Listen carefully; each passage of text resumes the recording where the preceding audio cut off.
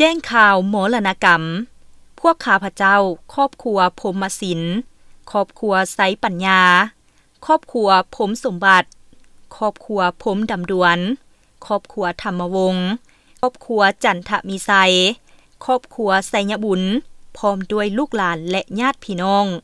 ขอแจ้งข่าวความเศร้าสลดใจมายังญาติพี่น้องเพื่อนมิตรที่อยู่ใกล้และไกลทราบทั่วถึงกันว่าแม่เฒ่าน้อยแม่เฒ่านาลองเกิดเมื่อวันที่12กุมภาพันธ์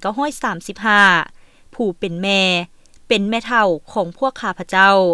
ได้ถึงแก่มรณกรรมแล้วด้วยโรคชรา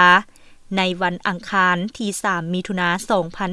2025รวมอายุได้90ปีปัจจุบันศพของเพิ่นได้บำเพ็ญกุศลอยู่ที่เฮือนของเพิ่นเองบ้านหนองเขตพันธุ์เมืองแปกแขวงเสียงขวาง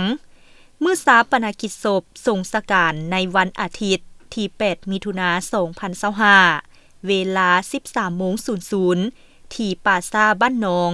เมืองแปกแขวงเสียงขวางวันจันทร์ที่9มิถุนายน2025กะเกี่ยมแต่งเครื่องสังฆทาน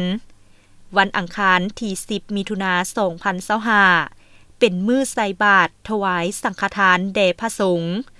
ดังนั้นจึงแจ้งข่าวมายังญาติพี่น้องเพื่อนมิตรทั้งหลายรับทราบด้วย